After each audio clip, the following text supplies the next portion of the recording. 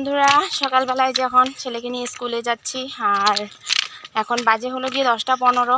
তো 10টা 45 থেকে মানে স্কুলে পরীক্ষা আর কি, পরীক্ষা আরম্ভ হবে। তো তার জন্য হেঁটে হেঁটেই চলে যাচ্ছি, কারণ কি ওর পাপা তো ঘরে নেই।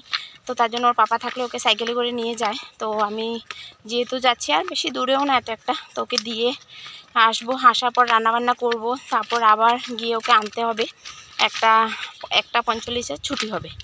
তো ওকে নিয়ে যাচ্ছি আর কি। আর এত পরিমাণে রৌদ্র দিয়েছে, ছাতা নিয়েছি, তাও মোবাইলের দিকে যে তাকাচ্ছি মানে কিছু একটা ভালো করে দেখতে পাচ্ছি না, এত রৌদ্র। তো চলো যাওয়া যাক স্কুলে, তারপরে ঘরে এসে কথা হচ্ছে। তো নমস্কার বন্ধুরা, পিডি ফ্যামিলি ব্লগে তোমাদের সবাইকে অনেক অনেক স্বাগত জানিয়ে আজকে ভিডিওটা শুরু করছি। আশা করছি তোমরা যে যেখান থেকে আমার ভিডিও দেখছো সবাই ভালো আছো এবং সুস্থ আছো। তো ছেলেকে স্কুলে দিয়ে এসে কিন্তু আমি আমার কাজে লেগে পড়েছি। তো আমি কিন্তু রান্নাবান্না করে নিয়েছি। আজকে সিম্পল রান্নাই করেছি। এখন করেছি ভেন্ডি ভাজা আর কোয়াশ আলুর তরকারি, ভাত। তো এই করেছি, আবার যেতে হবে আনতে। তো তারপরে যে বিছানার চাদরটা তো আগেই ধোয়া হয়েছে। তো আজকে মশারিটাও ধুয়েছিলাম, বালিশের কভারও ধুয়ে দিয়েছি। তো ওই মশারিটাও মানে গুছিয়ে ব্যাগে রেখে দিয়েছি। তারপরে দিয়ে দেখো একটা নতুন মানে কি ধোয়া আর কি, ধোয়া বিছানার চাদর বার করেছি শোকেস থেকে, এটা এখন পেতে দিচ্ছি। তো বিছানার চাদরটা তো যদি ভালো করে গোছগাছ করে পাতা থাকে, মানে পরিষ্কার থাকে, তাহলে নিজেরও দেখতে ভালো লাগে। আর এই 2 দিন ধরে আমি জেনে বুঝে কিন্তু বিছানা চাদর পাতিনি, যেহেতু আবার ধুতে হবে, তার জন্য এই আজকে পাতলাম।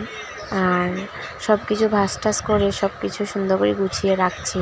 আমাদের আসামের এক অনেক বড় গায়ক, হতে পারে অন্য অন্য বাইরে দেশে সবাই চিনতে পারে। তোমরা চিনো কিনা জানি না, বা কখনো নাম শুনেছ কিনা জানি না। তাও আমি কিন্তু এই যে আমার স্ক্রিনের ওপর দেখো দিয়ে দিয়েছি ফটোটা, জুবিন গার্গ নাম। এত ভালো গায়ক ছিল, বাংলা অনেক গান গেয়েছে, যেমন চোখের জলে ভাসিয়ে দিলাম, মনের ঠিকানা, অনেক অনেক অনেক গান এই ভিডিওতে কিন্তু বলাই যাবে না, এত গান গেয়েছে।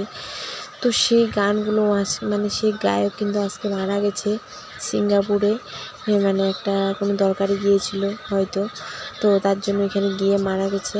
আর আমাদের আসামে আজকে এত হাহাকার হয়ে আছে। আমাদের এখানে যোরহাটে কিন্তু মানে সাথেই বাজার টাজার দোকান পাশার সব কিছু বন্ধ করে দিয়েছে। তো তার জন্য আর কি, আর সত্যি মনটা অনেক খারাপ। কিন্তু আজকে এত বড় একটা গায়ক মারা গেছে, কি বলবো। আর ওনার গান যদি তোমরা শুনতে চাও তো প্লিজ আমি চাই যে একবার তোমরা সবাই মানে শুনে নিও, যারা যারা চিনো না, একবার গুগলে বা ইউটিউবে সার্চ মারো যে জুবিন গার্গ, তো তোমরা কিন্তু পেয়ে যাবে ওনার গান। শুনলে তোমাদের মন টন একদম ভরে যাবে। তো এটাই আর কি বলার ছিল। তারপরে এই কোনাটাকে একটু ঝাড়ু মারতে চলে আসলাম, চাউলের ড্রামটাকে। তো রোজ সরিয়ে ঝাড়ু মারতে পারি না, তো আজকে যেহেতু একটু সরিয়েছি, তো তার জন্য ভাবলাম কোনাটা একটু ভালো করে ঝাড়ু মেরে দিই। আর আমাদের ঘরটা জানো তো খারাপও হয়ে গেছে, সাইডগুলো একটু ফেটে গেছে, সিমেন্ট আনতে লাগে, সিমেন্ট দিয়ে লেপতে লাগে। তো আমি তক্ষা পাপার কাছে কতদিন ধরে বলছি যে একটু সিমেন্ট এনে দিও, সাইডগুলো আমি হাত দিয়ে মুছে দেবো। তো আনবো করে কিন্তু ও আনছেই না। তো আনলে কিন্তু মুছতে পারি। ঘর কিন্তু একটু খারাপ থাকতে যদি যত্ন করে রাখি বা একটু ঠিকঠাক করে রাখি, তাহলে কিন্তু আর বেশি খারাপ হতে পারে না। আর এই একটু একটু করে ভাঙছে সাইডগুলো, যদি এইভাবে ফেলে রেখে দিই তাহলে তো পুরোটাই ভেঙে যাবে বলো। তো আমি চাই যে ঘরে একটু খারাপ থাকতেই আবার ওটাকে ঠিক করে নিই। তো ড্রামটাকে সুন্দর করে রেখে টেখে আবার এই টেবিলের কভারটাকে একটু ঝাড়াঝাড়ি করতে আসলাম। আর এই টেবিলের কভারটা জানো তো এত ধুই আমি, মানে কি বলবো, মাসের মধ্যে 4-5 বার ধোয়া হয়ে যায়, তাও কিন্তু এটা নোংরাই হয়ে থাকে। আমার মানে বড় ছেলে এটাকে এত নোংরা করে, বই রাখে দেখো, সিয়াহির ইঙ্ক ফেলেছে, তারপরে দিকে সেন্টারফোর্ড লাগিয়ে রেখেছে। আর সেন্টারফোর্ডটাকে যে কী দিয়ে তুলবো সেটাই ভাবছি।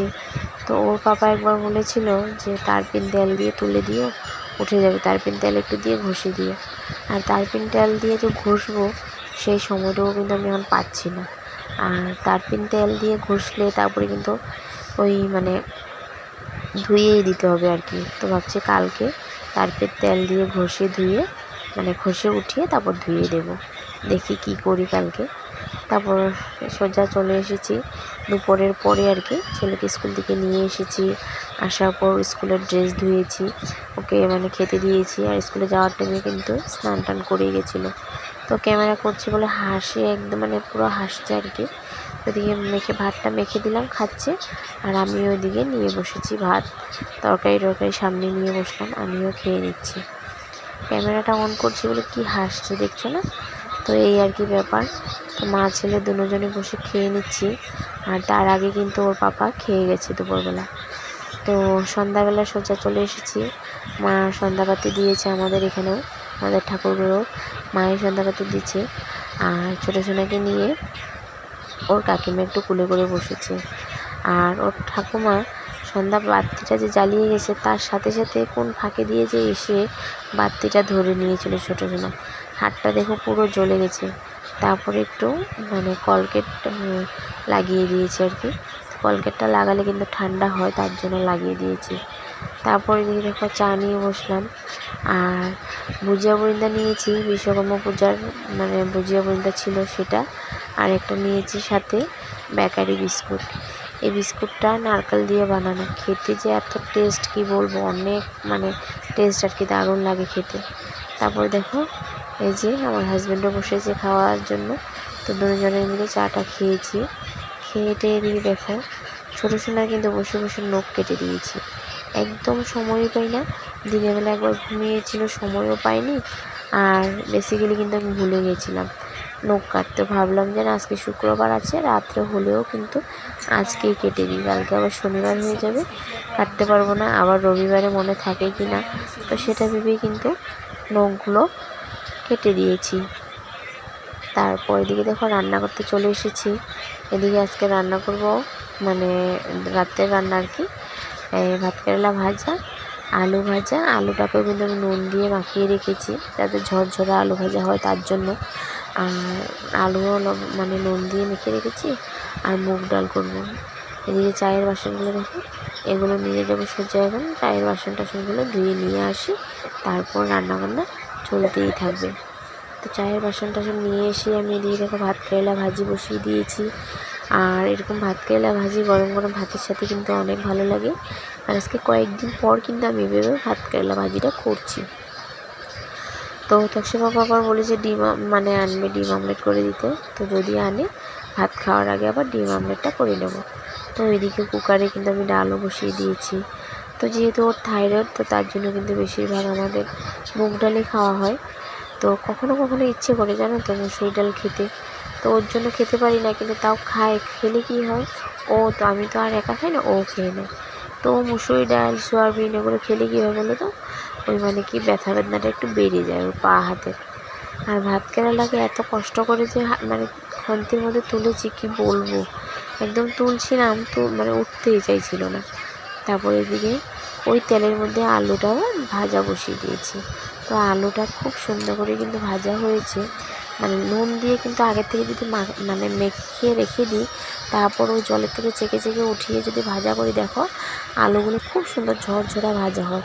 তোমরা কিন্তু চাইলে এইভাবে কিন্তু আলু ভাজা করতে পারো, তাহলে কিন্তু আলু ভাজা ঝরঝরা হবে, একদম গায়ে লাগা হবে না। এদিকে দেখো আলু ভাজা ভাত কেরেলা ভাজা দুটোটাই আমার কমপ্লিট হয়ে গেছে।